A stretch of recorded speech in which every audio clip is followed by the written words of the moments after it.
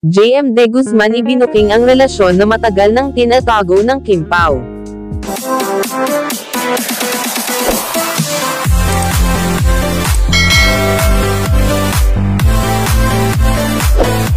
Isa sa mga itinuturing na matalik na kaibigan ni Paolo Abilino ay ang aktor na si JM De Guzman na kung saan nakasama nila ni Kim Chiu sa teleseryeng Linlang.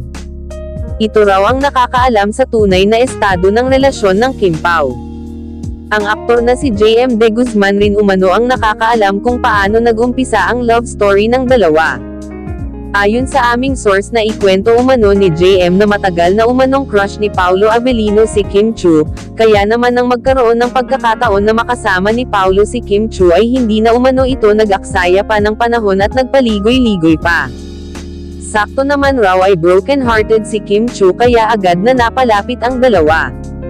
Sa mga panahon na malungkot umano si Kim Chiu, si Paolo Abilino umano ang naging sandalan ni Kim at si Paolo ang nagbibigay ng saya sa dalaga. Kaya naman nagpapasalamat umano si Kim Chiu kay Paolo dahil sa kabila ng lahat hindi siya hinayaan at sinamahan siya hanggang dulo. Makikita na talagang mahal ni Paolo si Kim at seryoso ito sa dalaga. Sa ngayon umano ay happy ang puso ni Kim Chiu dahil isang Paolo na dumating sa kanyang buhay.